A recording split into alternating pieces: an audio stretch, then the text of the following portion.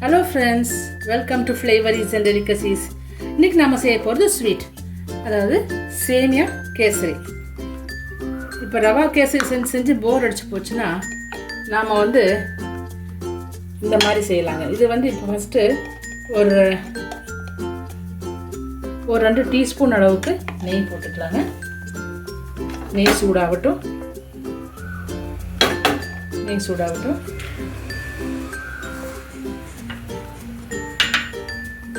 இப்போ நெய் சூடாச்சுங்க.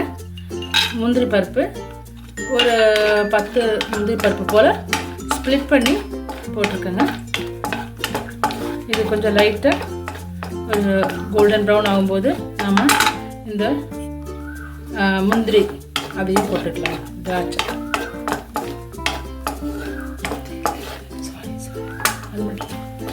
இது முந்திரி ஒரு லைட்டாக ப்ரௌன் ஆனதுக்கப்புறம் நாம் இந்த உலர்ந்த திராட்சை ரேசன்ஸு போட்டுக்கலாங்க.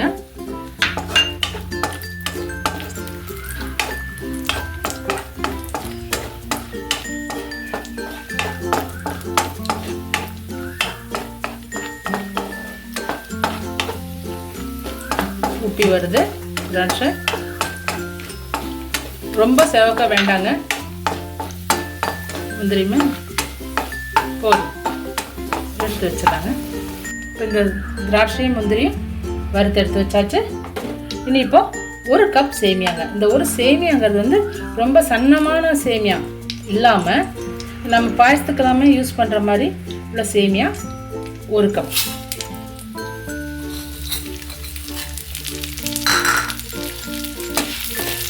இது ஒரு மீடியம் ஃப்ளேமில் ஒரு வறுத்த சேமியாவாக இருந்தால் கூட பரவாயில்லைங்க, லைட்டாக வறுத்துறது நல்லது.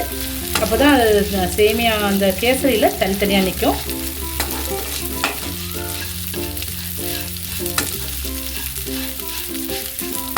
லைட்டாக வறுத்துடலாங்க. ரொம்ப ப்ரௌன் எல்லாம் ஆக வேண்டாம். கொஞ்சம் பொரிஞ்ச மாதிரி வருது பார்த்தீங்களா?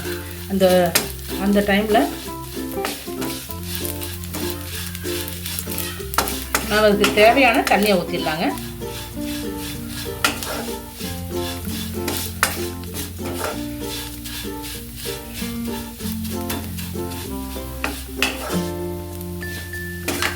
இப்போ நம்ம சேமியா எடுத்த கப்லேயே ஒரு 2 கப்பு ஃபுல்லாக தண்ணி ஊற்றிடலாங்க.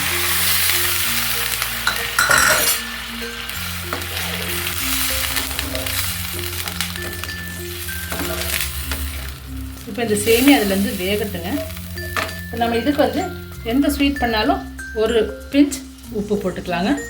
அது நமக்கு ஸ்வீட் கொஞ்சம் என்ஹான்ஸ் பண்ணி கொடுக்கும், எடுத்து கொடுக்கும் ஸ்வீட்னுடைய டேஸ்ட்டை. இப்போ இது லைட்டாக வத்தட்டுங்க. இந்த தண்ணி வற்றி சேமியாவும் நல்லா வெந்து வரட்டும்.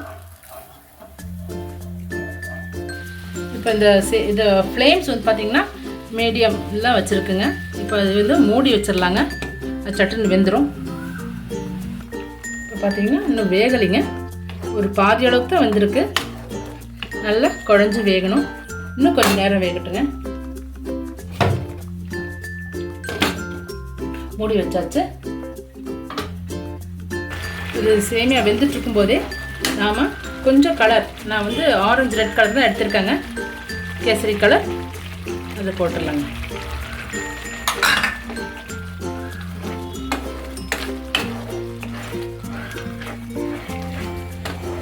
ஒரு 1/4 டீஸ்பூன் விட கொஞ்சம் கம்மியாக தான் எடுத்துருக்கேங்க, அதிகமாக வேண்டாம். கலர் இல்லாமல் கூட செய்யலாம், ஒன்றும் பிரச்சனை இல்லை. ஆனால் அது இப்போ வீடியோ எடுக்கிறதுனால கொஞ்சம் பார்வையாக இருக்கும் கலர் போட்டால், அதனால தான் கலர் போட்டிருக்குங்க.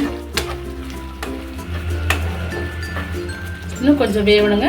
மூடி வச்சு வேக வச்சிடலாம். இப்போ இது 1 கப் சேமியா. இதுக்கு இப்போ 3/4 கப், அதே கப்பில் 3/4 கப் சர்க்கரை.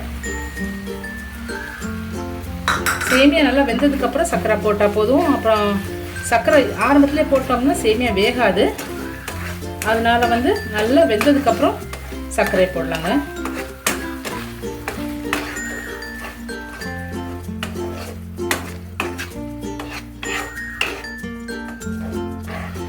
இப்போ சர்க்கரை போட்டோன்னா கொஞ்சம் இலக்கம் கொடுக்கும், கொஞ்சம் தண்ணியான மாதிரி இருக்கும். ஆனால் அது அப்படியே வற்றி கெட்டியாயிடும்.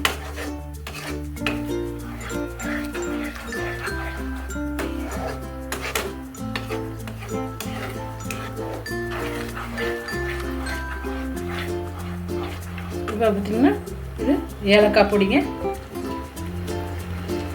ஒரு 7-8 ஏலக்காய் பொடி பண்ணி வச்சுருந்தேங்க. ஸோ அது போட்டாச்சு. வாசனைக்கு ஏலக்காய் தூள், இது கொஞ்சம் கெட்டிப்படுத்துங்க, வாங்கிட்டுருக்குங்க. கொஞ்சம் கெட்டிப்பட்டிருக்கு, இன்னும் கொஞ்சம் லைட்டாக கெட்டியாச்சுன்னா இறக்கிடலாம். இப்போ வந்து நம்ம வறுத்து வச்ச முந்திரி திராட்சை வந்து போட்டுக்கலாம்.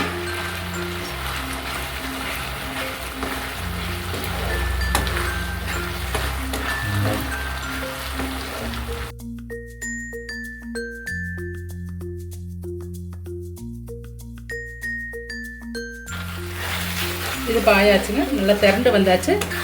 இனி நம்ம வந்து பிளேட்டில் சர்வ் பண்ணிக்கலாம்.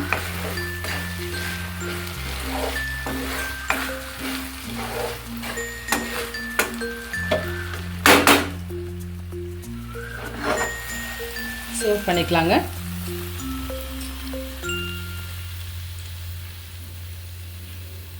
சர்வ் பண்ணியாச்சுங்க, ரொம்ப சூப்பராக வந்திருக்கு.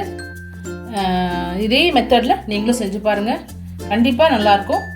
இந்த ரெசிபி உங்களுக்கு பிடிச்சிருந்தா லைக் பண்ணுங்கள், ஷேர் பண்ணுங்கள், கண்டிப்பாக மறக்காமல் சப்ஸ்கிரைபும் பண்ணிவிடுங்க. தேங்க்யூ ஃபார் வாட்சிங். இனி அடுத்த வீடியோவில் பார்க்கலாங்க.